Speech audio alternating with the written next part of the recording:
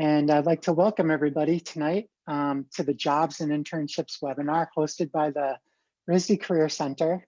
I'm Jason Arnone. I'm a career advisor in the Career Center, and I'm joined by Karen Harris, our internships manager. Hi, everybody. I'm Karen Harris, internships manager, as Jason said. Thanks for coming. Woohoo. Thank you. And Karen will be presenting along with me tonight.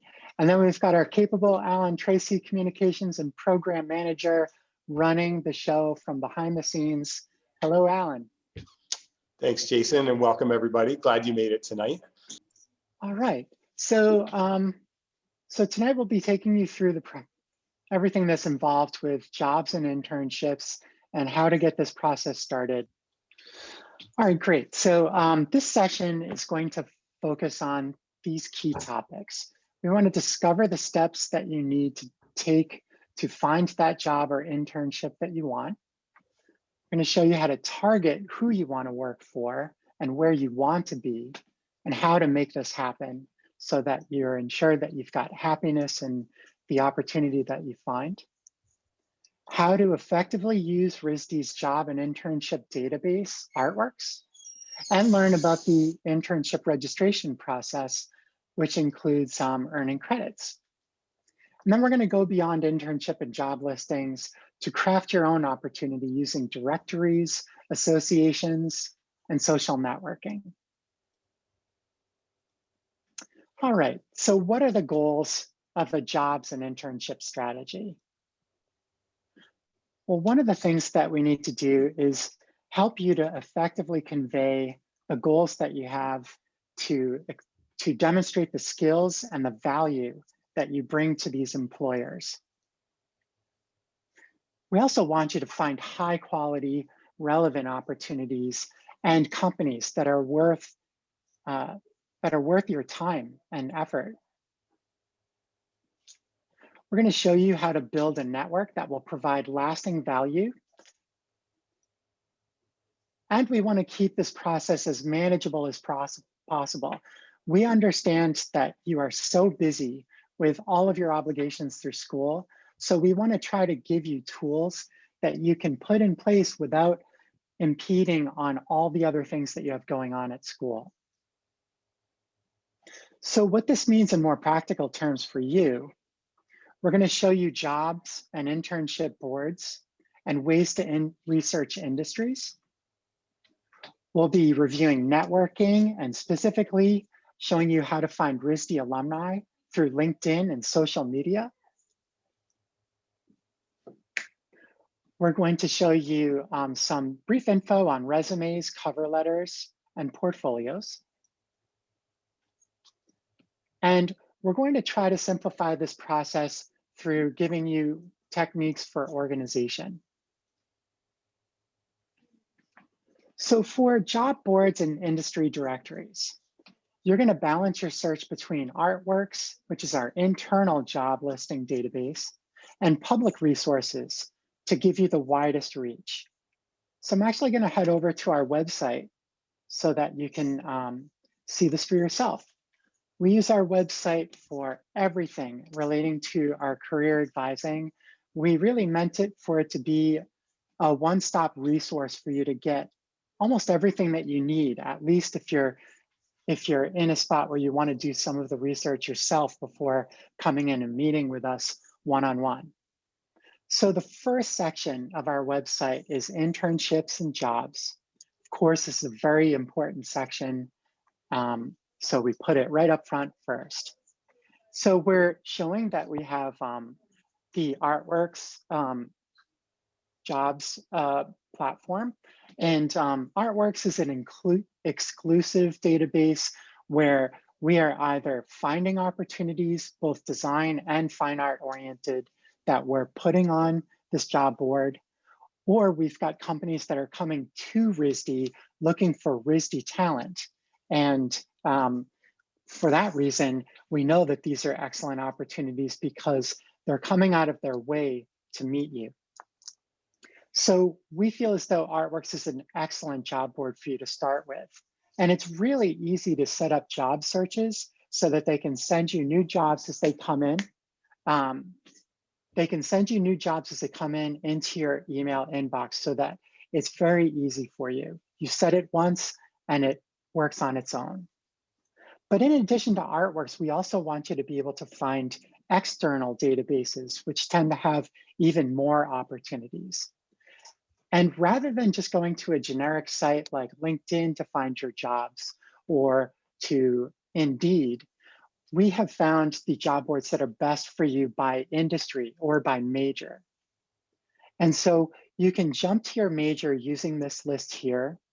And you'll notice that every major is represented. We have both design and fine art. And so if I am interested in FAV, I can jump to that section of the website.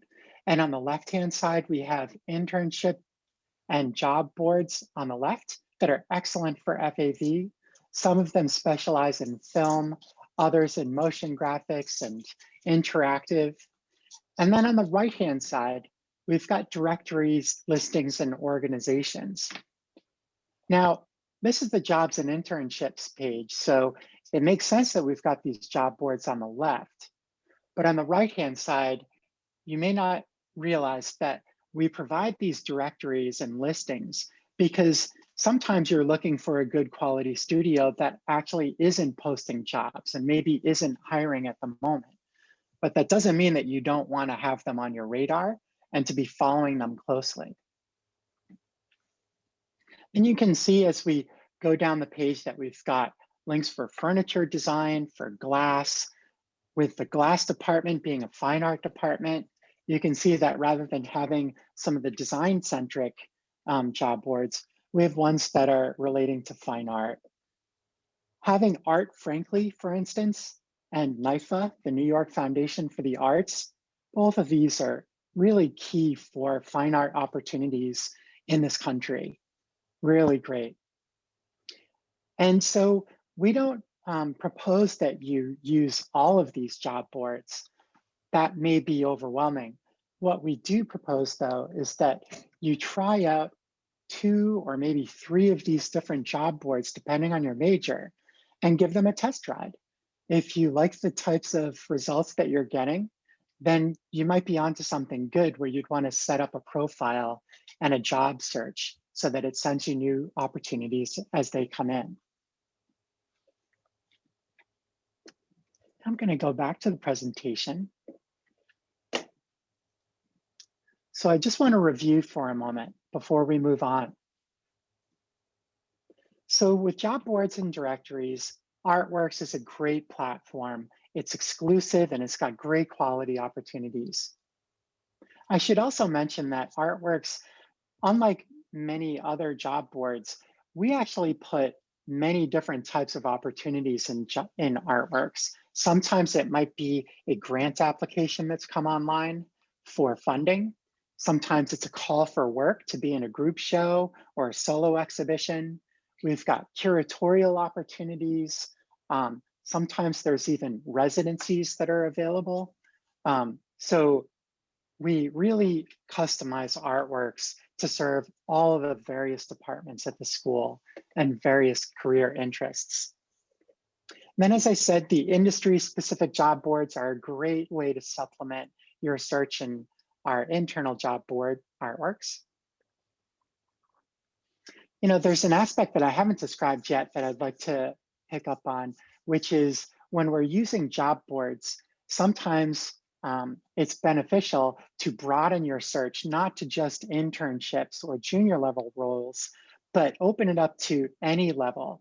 And what that can tell us from a research perspective is that if a company is hiring a senior position, then it's likely that they are going to be approachable for a junior level job or an internship.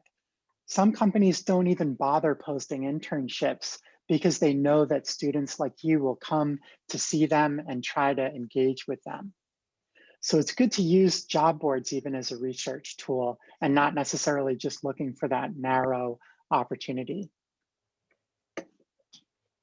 This also is a great way to discover new organizations and new companies that you may want to follow. And that takes us nicely into networking and being proactive. So up until now, we've talked about job boards. This is kind of a passive experience, really. You are viewing jobs that have been posted, and then you can apply to said jobs. But wouldn't it be great if you see that these companies are hiring and that you're interested in that company to find a way in? And so that's where networking comes in.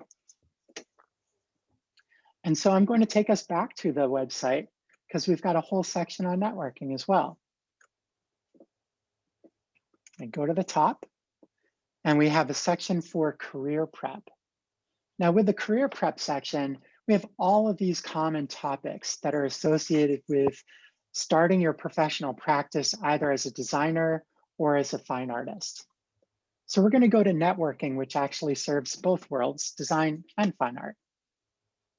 And like all of the sections in the career prep section, we have a nice primer to start off with all the basics about what networking is, how to introduce yourself when you're in that new situation where you're meeting someone new and you're trying to start a meaningful conversation, what your strategy is or what the goals are that you have going into these kinds of conversations.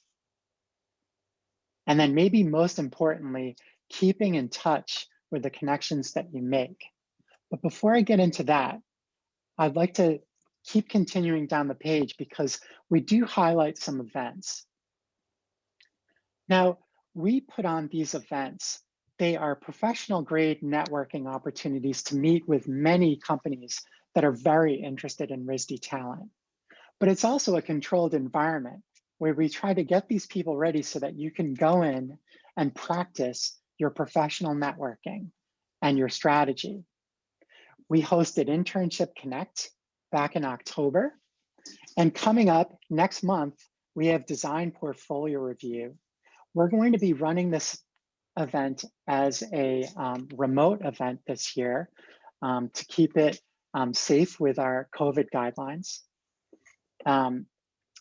And I should mention, because I know that we've got lots of different years represented tonight in our audience, the design review is limited to juniors and above, so undergrad juniors and all graduate students. We can check out the participating companies that have taken part in Design Portfolio Review. So if I go to this year's list, we can see all of the companies that are coming, and we can see the majors of interest that they have. But the reason why I'm showing this to you right now is actually for the lists that have the names of the people that participated. And for this, I'm going to go to last year's participating companies list. And so if there are companies that are on this page that have participated, it's safe to say that these folks are going to be very motivated to meet you, even if you didn't get to meet with them back in 2020. And to make this even easier for you, we provide the list of people so that you can go onto this list and look up the company and see who the representatives are that attended. So if we're talking about AeroThreads, we can see the person that came. And we're always sure to list when we have an alumni in the audience or as a reviewer. So this is very helpful to kickstart your list of people to reach out to. And that's the whole reason why we do this event. And we couldn't do an event like this if it wasn't for the talent of all of you as students at the school. Because of your talent and hard work, we have such great representation from such amazing companies. And so, trying to bring this around full circle now, we've got our events like Design Portfolio Review. That participating companies page is also on Internship Connect, and it's also on Fine Arts Portfolio Review. So I do recommend going to any of these sites to check out the amazing companies that have come. And you're able to use these contacts to follow up with. And a tool that we use for this type of research for networking and reaching out and making contacts is LinkedIn. And on top of LinkedIn, we do provide a group for alumni and for active students. And so I do recommend that you join this group. It's a group that you have to request to join. It contains over 10,000 members who are verified alumni. These are the type of people that you want to work with. So do request to join this group and we'll be glad to let you in. Now, why join a group on LinkedIn? How does that help with LinkedIn? Well, the way that LinkedIn works is it pays attention to the connections between people. So for myself, having a background in video games and interactive, my network leans very strongly in that direction. And for someone that's a painter, they'll be building their network with other fine artists, or UI UX designers will have that very prevalent in their network. Now, I really like to mention for all artists and designers, LinkedIn, it may be a bit overwhelming when you first load up the page. There's so many things calling for our attention. But I can assure you that the most valuable element is this little search field up here. This enables us to look for people. So earlier today, I was looking up this person.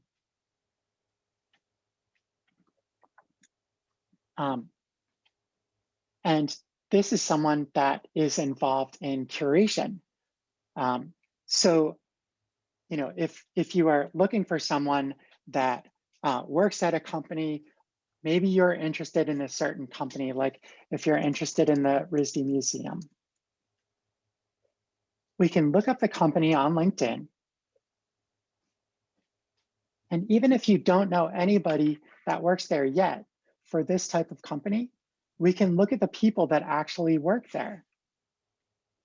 And this is a great way for us to be able to reach out and try to connect with them to start a conversation about what internships or jobs may be available. And to do a connection, this should actually say invite. We can connect and add a personal note or invite. And in this invitation, we want to keep it limited to something very basic. We don't want to ask Tammy here for a job, because that might be too aggressive and it could discourage her from wanting to connect with you. So rather than doing that, we'll keep it very simple and we'll just ask for a connection.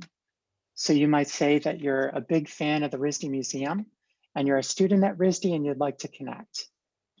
Then if you're able to get that connection, LinkedIn will let you know and you can further engage with them to thank them for the connection and to ask about upcoming opportunities. I am going to come back to this page. We have Instagram on here as well. Instagram is also an amazing way to communicate with people, both designers and fine artists. People are definitely making it happen on Instagram. And it also enables you to follow organizations and companies so that you can learn more about them. You may even discover that they're announcing a virtual open house or jobs and internships through their Instagram channel. So it's definitely worth following. Now I'm going to get back to one of the sections that I had scrolled over, which is keeping in touch. Keeping in touch is very important because you can make all the connections in the world, but if you're not nurturing those connections and keeping them up to date with what's going on with you, then that connection will fade. So we've got some recommendations that will give you a competitive advantage when keeping in touch with people. See, because you don't want to just tell them that you're checking in again, and you certainly don't want to get frustrated with them because you haven't heard anything. So a great way to reach out is to first give praise for anything that you're noticing about the company. Maybe it's a new line of products or a review in an industry publication. Any kind of praise can be reassuring to them that you are interested in them and a positive contributor. The second thing that you'd like to cover is what you've been up to. You're all at RISD. You're doing amazing things every day. Why not show some of the work in progress that you might have? Or if you're learning a new skill or technique, share some evidence of that and share some of the challenges that you're facing. This is really interesting to read as an employer, And it's a great way to give them some free interview information without them actually having to interview you. Lastly, just restate your goal. If your goal is to get an internship this summer, just make it clear in your outreach. And you can do this sort of thing maybe once a month or once every other month. The last thing that I'd like to show with respect to networking is the RISD network. This is a platform that was launched by Alumni Relations, and you can see the URL here, risdnetwork.risd.edu. This network helps to foster connections between you and alumni around the world. So it's kind of like a LinkedIn that's exclusive just for RISD folks. You can find alumni in different industries of interest. You can message them through the platform, and you can build professional relationships. So when you're using the network, it looks like this. Here are some screenshots of the network in action. So you can explore the community through the platform. And I do believe that there's over 3,000 alums that are registered in the platform and that have opted in to be supporters of you as students. So this is fantastic. You can filter by industry expertise. So in this case, we're selecting animation. You might find someone like Christian Evans, who's an accomplished CG animation director. You can check out his profile. So this is where it does resemble LinkedIn and that you can see what they've been up to. And then you can try messaging them directly with a courteous note. And similar to LinkedIn, you want to be courteous when you're reaching out to people and maybe approach them gently and not be too overpowering or too aggressive. So to review, we're going to start with RISD career programs like Internship Connect, which will be coming up next October, Design Portfolio Review coming up in March, and the Fine Arts Portfolio Review coming up in April. All three of these have been reimagined as virtual programs. You can follow your favorite companies and organizations. You can use LinkedIn and the RISD network and Instagram to make connections and to keep in touch. Right? So now we'll be moving over to the top 10 list, and Karen's going to take it over now. Yes. Karen, would you like to start?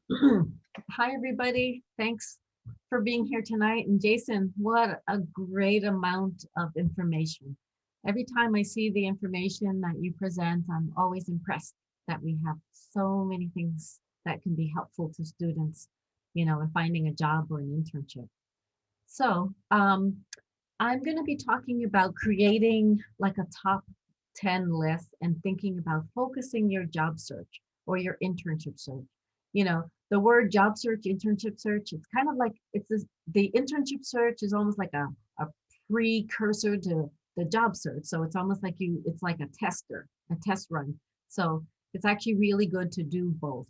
And doing both is it's very similar. So we're going to talk about this top 10 list. So, like when you created your own top 10 list to get into college, or for something else, maybe sports or just university. It's similar to that. So it's very important that you're organized, because when you get organized, it makes things much easier and more focused. So make sure you have materials that are ready, like your resume, your cover letter, and your portfolio.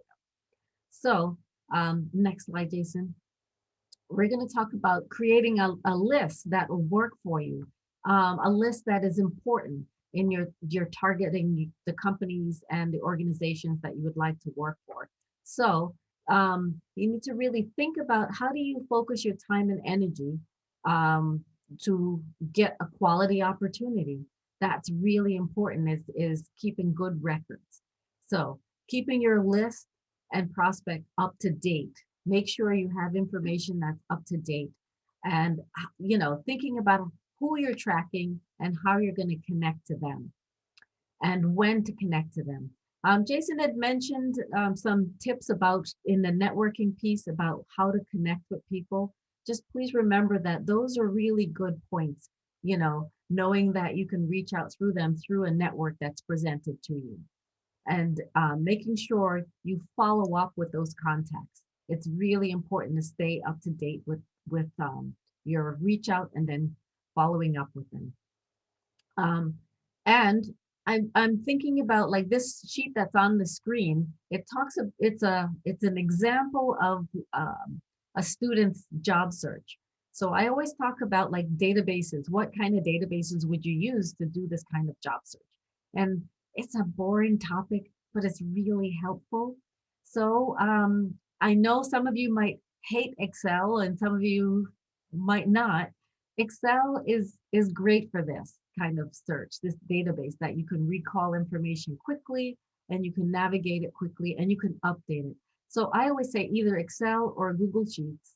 And I kind of prefer Google Sheets just for the reason that, if your computer crashes, you might lose your Excel sheet, but if, you can always get your Google Sheets through your Google emails. So this kind of organization of this database from a freshman to graduating senior, you can start like adding things on this that you're interested in. So if you think about this person has created different tiers in the way they're doing their job and internship search. There's tier 1 where it's all the people that they want to talk to, and then tier 2 is the second level. It's a lot, especially if you're busy. If you organize this document pretty well, you can dedicate a day or a time that you actually do this kind of work. But keeping it up to date is really important. And having it in a way that it's easily sorted, so you can actually put information in and sort it quickly. And if you get emails, you're able to respond to them on time. You're able to follow up on deadlines because that's what the columns are showing, so it's good to kind of organize it whichever way you like, so it actually works for you. And like I always like to say, you might apply to maybe 10, 20, 30 places, but ultimately you only need one job or one internship. So just keep that in mind. So next slide, Jason. So if you do find that job or internship, for example, we're going to just talk about how to register the internship. And I just want to just kind of go through this a little bit before going into the whole registration. I've had so many students managing the internships over the years that said, oh, I didn't know I need to register this. And they come back in the fall and they're like, I did an internship this summer. I need to register it. And it's like, no, it's just like taking a class. You can't register for the class after you've had the class. You can't say, yes, I want to get credits for that class. So I want to just make sure I put that piece in your mind. If you're going to do an internship this summer and you do get one, make sure you register. The next slide, Jason. So basically, once you found the internship, you're going to register it. And, the demo slide of how to register, Jason. So Jason's going to give us a demo on Artworks, how to register this internship on Artworks. So you would go to Artworks as a student. It uses the same passwords that you use to go on the email. And then this is Artworks, for those who haven't been on Artworks. And when you get to Artworks, what's so unusual, all of a sudden you're like looking around and there's nothing that says internships. Experiential learning is the same thing as internship. So it's a term that's used widely. So experiential learning equals internship. RISD doesn't use that term exactly yet, but it's what's used in the industry. So I just want to make sure you know that's there as well. So once you get your internship and you're registering it, you would click on experiential learning, and then you would click on add new experience. And then you're going to fill out this document that Jason is showing here. This document has all the details. So the things that I'd like to point out, especially for students doing this kind of documentation, it's really great because there's an internship agreement that's part of this whole document when you fill it out that you and your employer will sign off on. And it tells them, that you are it's validation that you're a RISD student, and it's also validation for what you tell them that you're going to gain from this internship. So Jason is showing us what it looks like. So both you and the employer will sign off on this. So another detail to think about too is this process is totally automated. So once you fill this out, it comes into me, and then I review it. But the parts that I'm looking for when I'm reviewing it is I'm looking for the experiential learning type. That type right there is really important. If you're an international student, it doesn't matter if you think that you're having the internship overseas. You always have to choose the experiential learning type. You have to add the F1 visa. So I want to make sure you know that. And if you don't, what's going to happen is I'll have to reject your application. You have to start it all over again. So please don't forget that detail. The other part that is really important is to think about the hours. All internships has a minimum of 100 hours. So make sure the hours add up. The other part too is, when you get down to the bottom, there's a section that talks about the internship description. Please spend the time. It's like doing an independent study.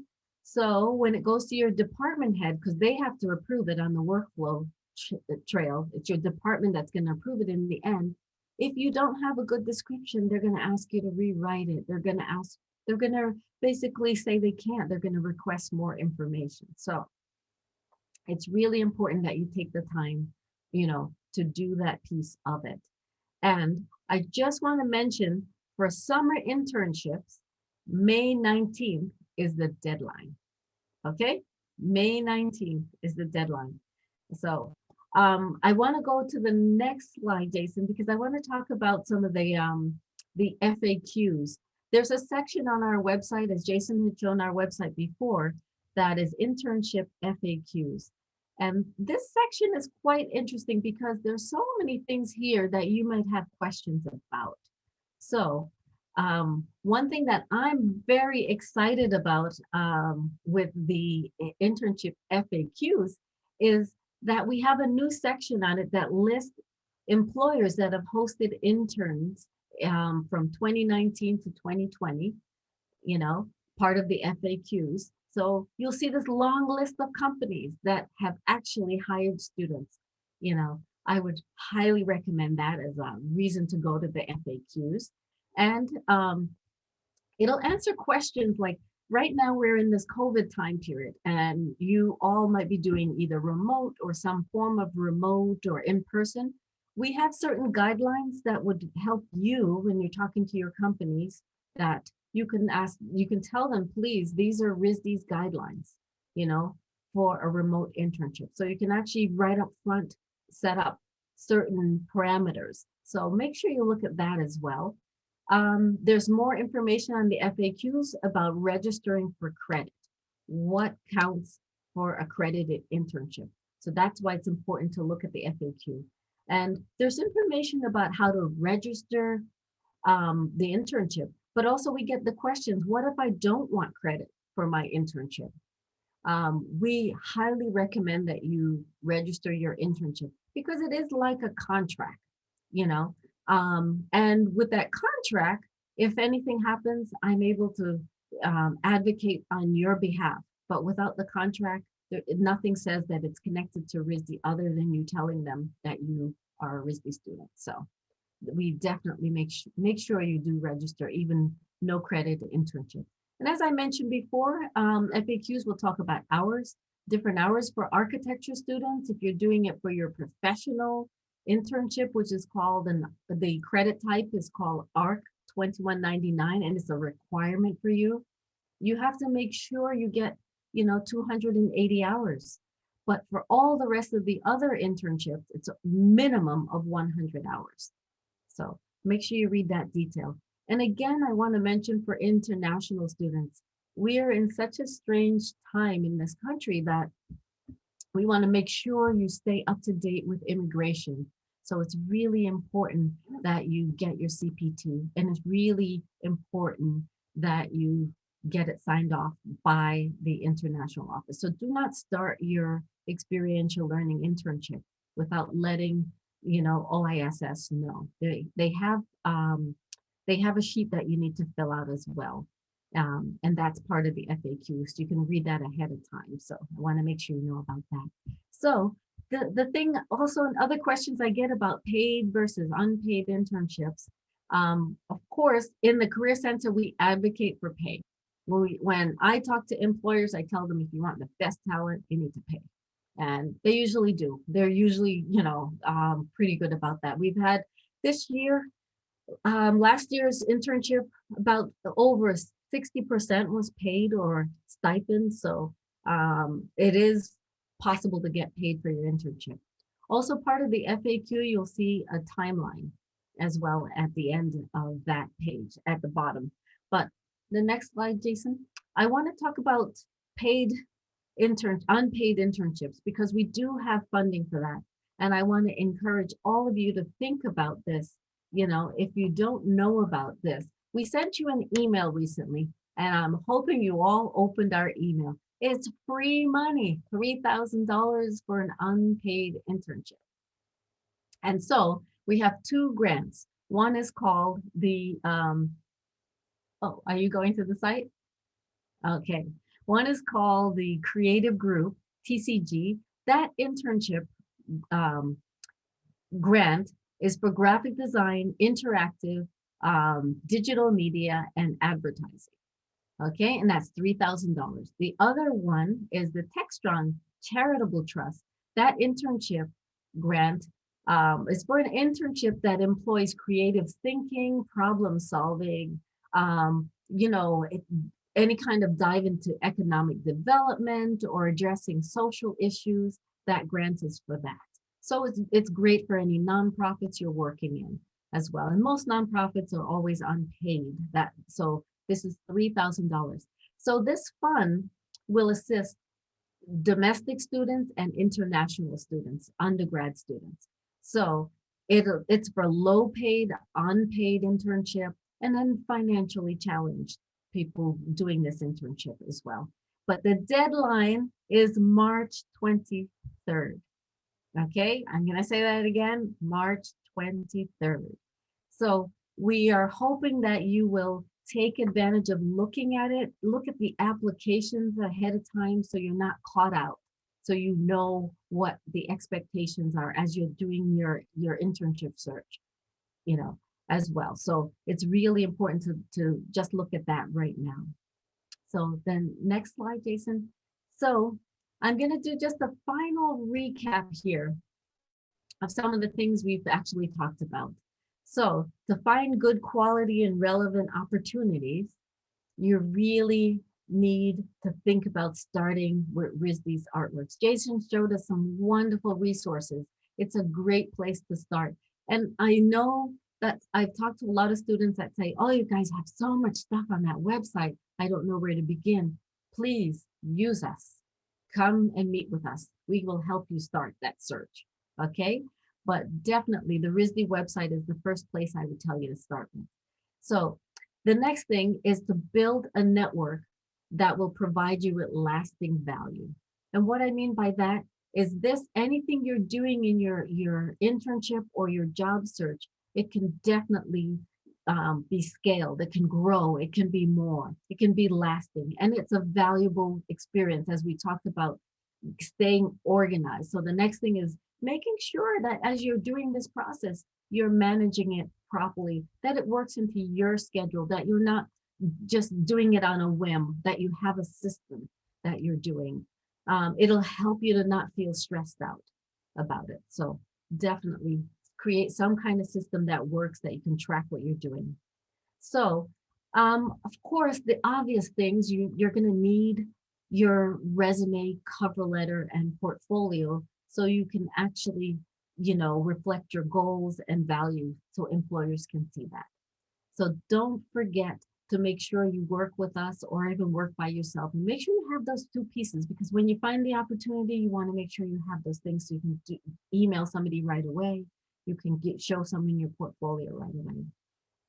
And I want to remember to say this. Don't forget to register your internships. Don't forget to register before the deadline. And Jason had gone to the next slide, but I want to say persistency is huge, huge, huge, huge. Like I said before, you might need to apply to 10, 20, 30 things, but you only need one of those things, and it's going to take time. So I want to make sure that you stay hopeful in the process and stay positive in the process, and we're here to help you with that process. And I want to also mention to go back and look at some of the FAQs for students as well. So the next slide, Jason. So this is our team at the Career Center, and I think we all look pretty friendly. So I'm hoping we'll see more of you and we can answer a lot of your questions. I want to point out about our drop-in hours, because I don't know if students know that you don't always need to schedule an appointment. If you have a quick question, you're working on a cover letter, or you just want to update your resume, or you want some feedback on your LinkedIn profile, we have these drop-in hours where we have peer advisors, and we're also there as well. Monday, Wednesday, and Friday, 9 to 1. Tuesdays and Thursdays, 11 to 1. Please visit us. Please drop into our Zoom rooms and talk to us. So I'm going to turn it over to you, Jason, for questions. Yeah, thank you, Karen. That was awesome. It's always great to see like how the internship process works under the hood, so to speak. And I hope that students find that it's intuitive and easy with all the complexity that goes on in the system. So we did get a couple of questions, and so I'll read this off, Karen, and then we can decide how to answer. So the first question is the funding, so this must have been during the Textron and TCG information about the grants that are available. Is the funding also available for graduate students if they're offered an unpaid internship? Well, I've seen it go for graduate students, but usually the graduate student goes for the Meharem Fellowship, and that's kind of, that application process is actually gone. And the $3,000 is for the undergraduate students, so sorry. Yeah, and I know that we also have like a whole page dedicated to grants, and we've got a grants directory that we maintain as an office with Lisa Kramer, who's our Fulbright program advisor and grants and residency supervisor or advisor. Yeah, she manages and all the grants and residencies. She manages all of them. Yeah. She manages a database of over 700 public grants of all different shapes and sizes. So it's worth checking that out on our website as well. I want to also mention, because like last year during the COVID, there was a little bit of funding that came out, to help students. It was a last minute grant. And I will just tell students that after the March version is finished, and as a graduate student, there was a little bit of a grant, and I'm hoping that it will happen again this year if things are still crazy, to help students out. But that would mean that you really have to open our emails so you can find out if anything comes up, any grants that are available for internships, become available. So. Yeah, thank you. So we did get another question. How would you suggest finding a studio hand or studio shadowing position as a fine arts student in painting, let's say? And so if you recall, I had shown that on the jobs and internships page of our website, we have excellent resources that are organized by major. So if you go to the painting section of the jobs and internships page on our website, you would find that we have some of the best job boards are like Art Frankly is incredible. It's a relative newcomer, very modern platform for the fine arts. And then New York Foundation for the Arts has a classifieds that is excellent for these kinds of opportunities. And then there are even more job boards than that. But as I also had mentioned, that's only one part of the process. The second process would be to network and connect with people. So if there are other painters out in the world or other shows that you've seen where you loved the show and you want to find out who the curator was or something like that, you can try to reach out to them directly and to make a position for yourself or to see if you could make yourself available. So being persistent and taking a chance like that can really pay off. Yeah, I think that's a great point, Jason. My favorite is also one of the things on our website is word of mouth. I like that job board for fine arts jobs. Also, I like to remind students, when your department brings in a lecturer or a speaker that's doing something on campus and talking to your department head or faculty that about your desire. Like if they say, oh, your work looks like this person, you say, oh, really? That's something to really keep in mind, that they're giving you a signal of somebody you could probably ask. And I think it's a matter of staying up to date with the contemporary art. If you're following people on Instagram that you love their work, that you might want to just, send them a quick message and ask if they have opportunities available. The fine arts world has gotten a lot smaller and more, and because I don't know, because of COVID, people are nicer, they're talking to each other, they're showing things, and they're helping each other out. So I would definitely use the network that's in front of you. Visiting lecturers. I've been in a couple of meetings this week, and alumni, they're just giving their emails out to students to just get in touch with me, talk to me about your project. So definitely keep that in mind as well for your departments. Jason, before you go on to the next question, I just want to mention that I've shared the Meet With Us link, the grants and awards link, and the internships and jobs link where all the job boards are. I've shared those links in the chat for everybody.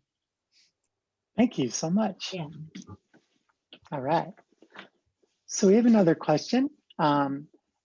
Is there a time frame that would be ideal to reach out for summer internships? i.e., when are companies starting to look for their summer interns, or is it just the earlier the better? So I'd like to take that. You're right that the earlier is the better. Typically, we start the students will start looking for opportunities in as early as January or February, or when spring semester begins. And if you take a moderate approach to this, which means you're not spending full time doing the searching and applying every day, but you take little bits of time, maybe each day, to be networking and looking for opportunities and trying to connect with people, that persistent attention that you give the process will hopefully find you a lead before the summer. And to answer your question, we find that companies, some of them will post opportunities as early as January, and then some will be posting some really at the last minute, maybe in April or May. And they might be amazing opportunities where they were just waiting for a project to come through or something like that. And there's everything in between. So we have no way of knowing when the companies are going to post their opportunities. It's not regulated in any way, which would be nice, but it's not. Yeah. So you just have to stick with it and keep an eye on the job market. Set those job searches up, reach out to people and try to get the inside scoop to know what's happening.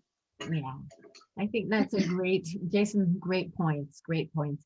I always think about it, you know, even in timing of that kind of job search, certain industries what that I've noticed in the past have started posting their internships a little early. Sometimes architecture firms will do that. You know, they'll post it in December, and we know that. But most design and fine arts will post it in January through May. Okay. Usually when it gets to May, it's a little bit late, just like you said, Jason. It's really important to kind of just develop some system of being able to actively look and search, but not overwhelm yourself if you're organized in the process. Excellent. So we've got another question. Do you have any suggestions for how to find more hands-on opportunities during the pandemic, especially with smaller businesses and studios? Do you want to try that one? How to find more hands-on? Well, we know that COVID is not forever. Things are opening up. So if there are smaller studios that you're looking for, that you're following, like if you're following them on Instagram or you're following their work online, those studios tend to not always post the job. They tend to want you to ask them, you know. So you might have to think about, how do I make an introduction to this firm or this organization or this small or to a smaller designer. So find things that you like doing. If you love the hands-on, you know, reach out. I want to mention the RISD Craft, RISD alumni. On the alumni site, there's a RISD Craft. It's called RISD Craft. That's what it's called. And in that craft section, it's all alumni that make their own work and sell their work. But you're able to actually see, if you go and look at it, the RISD Craft, you're able to see like the work they're doing. They're textile designers, ceramicists, furniture designers.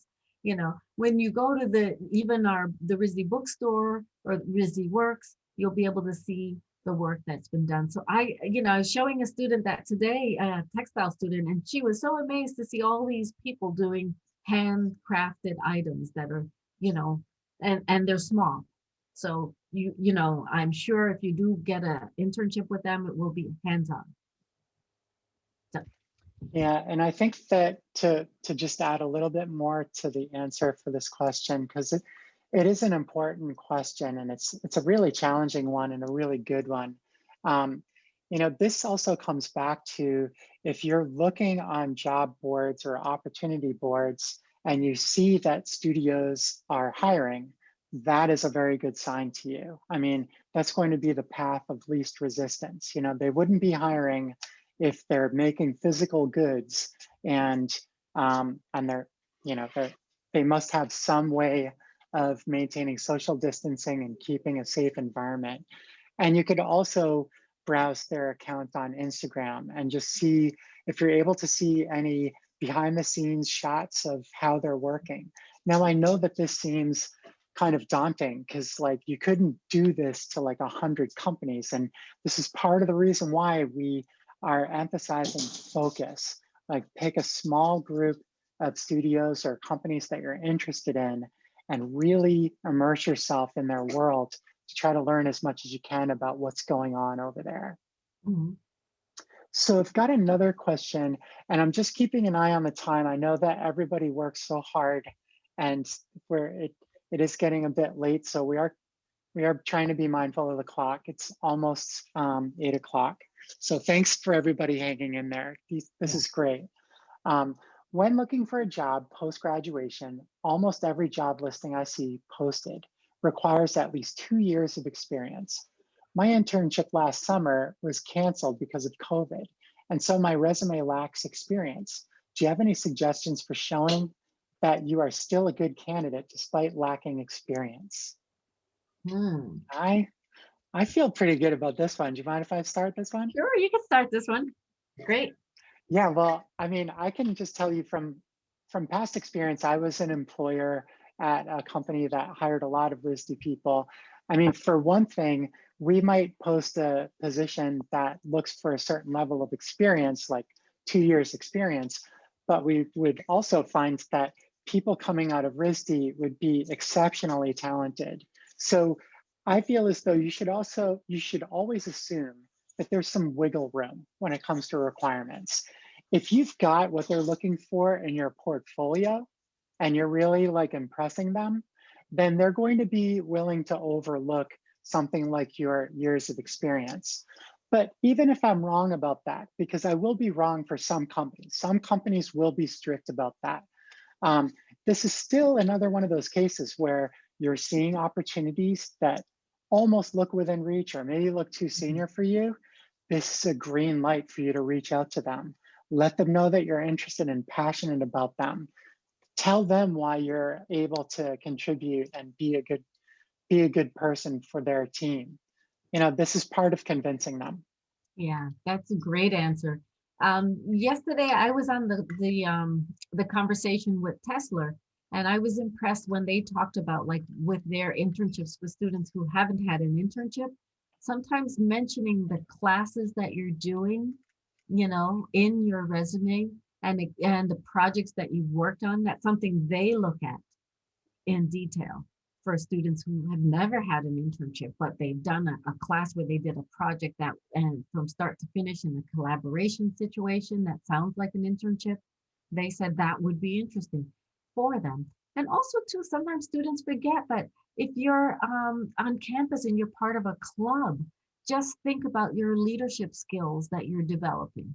Just think about, you know, how you're organizing things on campus as if it was a job.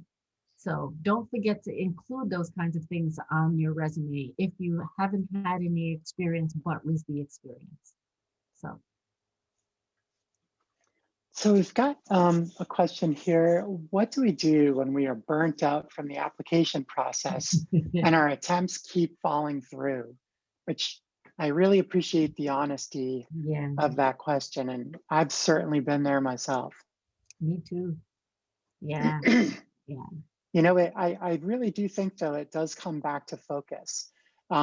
If all you're doing is applying, I personally found that when I was doing that, it was soul crushing, really, you Yeah, know, because you're only relying on these very inefficient ways of trying to reach out. So with like Karen had said, if you've got a top list, there's so much more to this process than applying.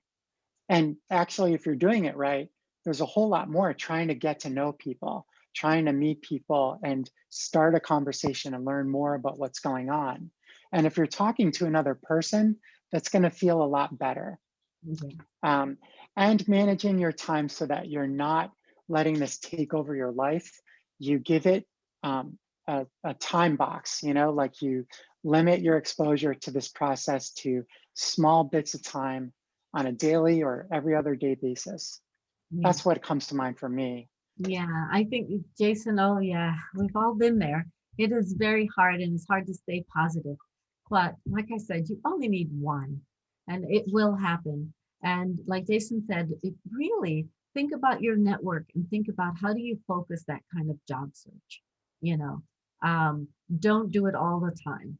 Just decide on a time when you are going to do it during the week, maybe twice a week, 3 times a week, or a certain time of day that you're going to do it. And after you do it, that time, just walk away from it and do something else. You know, you have to live as well, even if it's just taking a walk or thinking about it. So it really is building a strategy around your job search. That's really important. And it's probably good to even come and talk to us in the Career Center. We can help you think about some strategies about how to look for a job. You know, maybe some strategies you haven't talked to anyone about. You can talk to us about it. So please use our services. Yeah, thank you, Karen. So good. So we've got a question. Could you talk a little bit about the different forms, parentheses, PDF, website, etc., of portfolios that are used when applying for an internship, and which one would you recommend us to use? I'll let you take it because you're going to be doing a portfolio talk soon. Actually, yeah, I did it, believe it or not. Oh, Things are moving so fast, Karen. It's like crazy. Oh my God, So, I missed it. and that recording's on our website too. So I'll put in a So little yes, plug the for that. recording, yes. All right. But you know, what's funny about this question is that it's actually not what we would recommend. It's what is going to be asked or specified in the application. So depending on your major, sending a PDF might be great. Like architects are it's very common to send PDFs for a linear experience. And it's even formatted for like wide format books. And then other folks may prefer to send a website. So if you have the choice, you can send what you want. But some applications will say you must send a URL or you must send a PDF that has to be under 10 megabytes. And you know, we can work with you to help come up with like a strategy to get the compression good enough so that the PDF works and everything. But you really just have to follow the directions. You know, similar to the portfolio, some applications will ask for a cover letter and others will not ask for a cover letter. So you really just want to like follow their directions. I guess this is like our first test as candidates to see if we're going to read directions and do what they tell us to do, right? Yeah. I hope that clears it up. Okay, so I have a question here. Is being an EFS going to major student a disadvantage when finding an internship, as we don't have any specific work or learning from the school? So it's like the foundation, Oh, okay. All right. Being experimental Mhm, and foundation students. mhm. Do you want Well, to take that, Karen? a freshman applying for an internship or applying for an experience in the summer. Well, you do have experience. You just have to express it to whoever you're applying to. All your classes are giving you experience. So whenever we talk about having a skill set on a resume, the purpose of that skill set is to say things you've done, things you've experienced in your classes, volunteer opportunities that you've had. You know, those are all counting as experience. And I think working with us, we can help you develop a resume that kind of reflects all the things that you've done. So let's say before RISD, you were the captain of a baseball team or something, or the captain of something, or the art club. You designed the newspaper for your school. That's experience. It was before RISD, but it was experience, working experience. And then you had studio classes, and then you know might have joined a student group or something. So I think it's a little bit more challenging to find experience, but we can actually help you think about experience. You might have done pre-college in another place or did a travel trip with your family that, you know, that experience could go on your resume. So, you know, I would say it really is a resume is a tailored document to you. So it's good to talk to somebody to help you figure out some of the things that you might miss putting on there. Yep, and we can help with resumes in our advising appointments or in drop-ins too. So keep us in mind. All right, so take another question here. If we are writing to a company and inquiring if they offer internships, should we include our resume/portfolio in the initial email or wait until they reply? Definitely include it.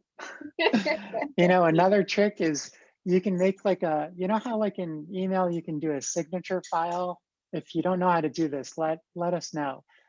In Google Mail, Gmail, you can set up a signature file and you can put cool info like your name and portfolio URL, maybe your Instagram handle.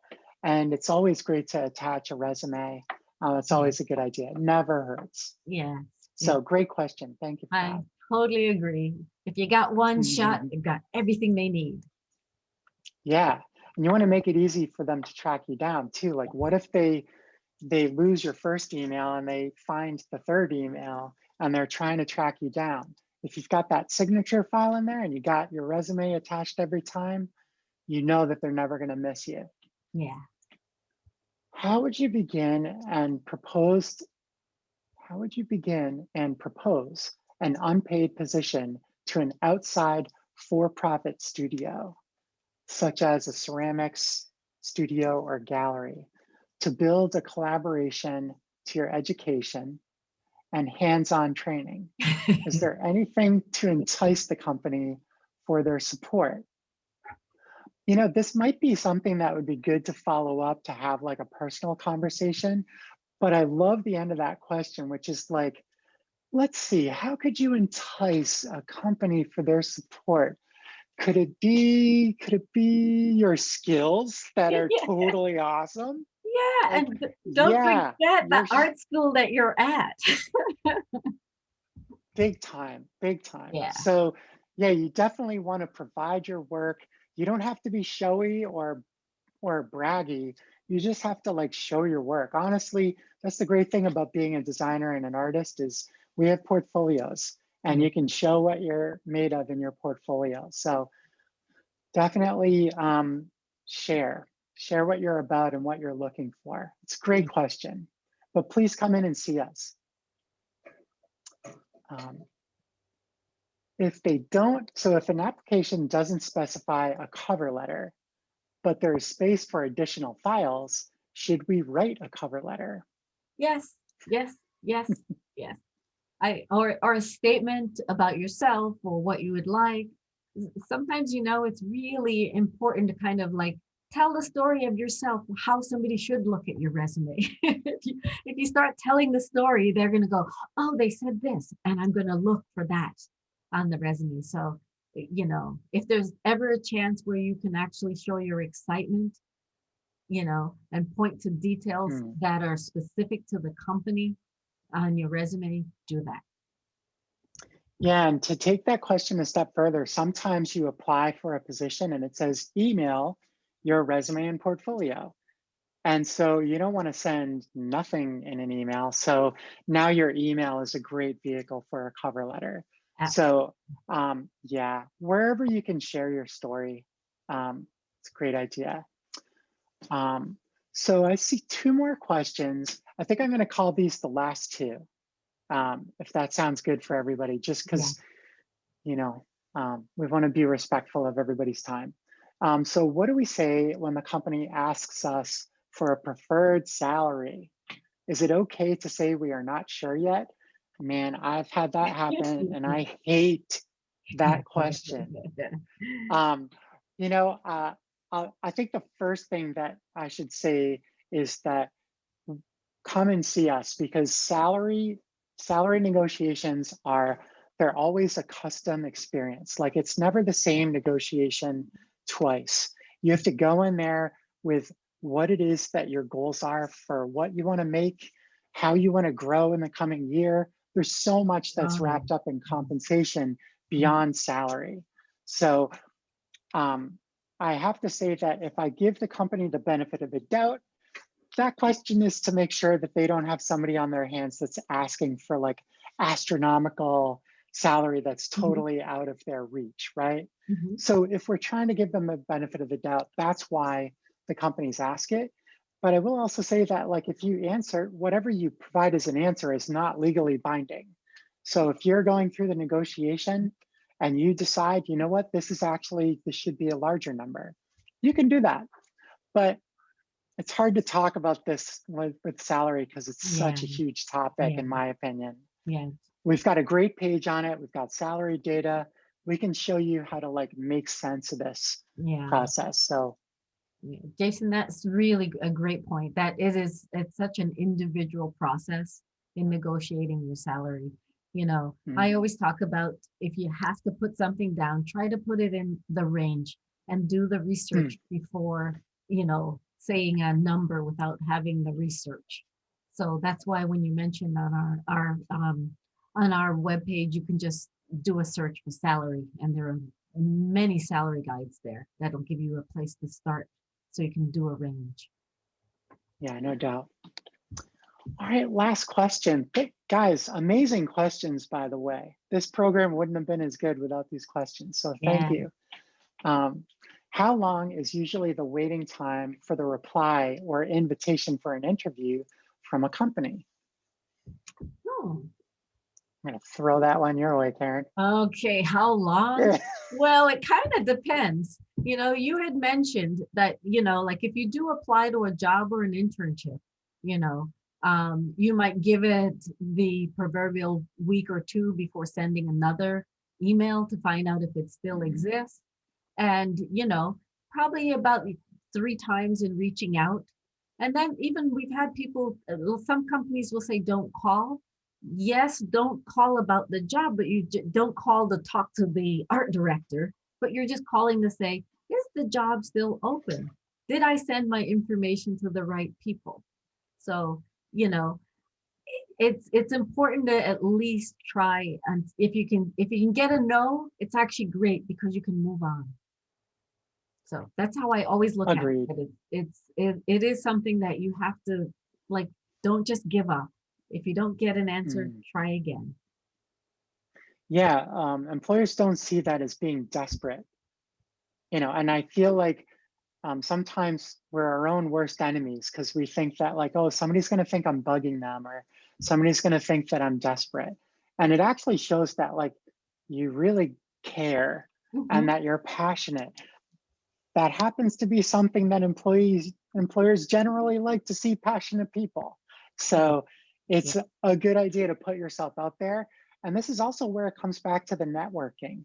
If you can meet another person, they might have some insider info for you, or they might be able to, if they like RISD, they might want to go into the recruiter or hire manager's office and say like, hey, you should check out this person.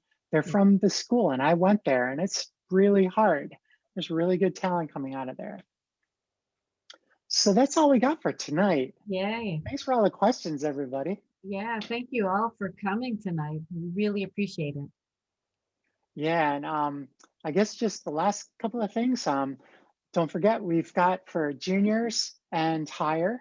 So undergrad, juniors, and higher, and also graduate students, you can get in on portfolio reviews, the virtual version coming up in March for design and April for fine arts.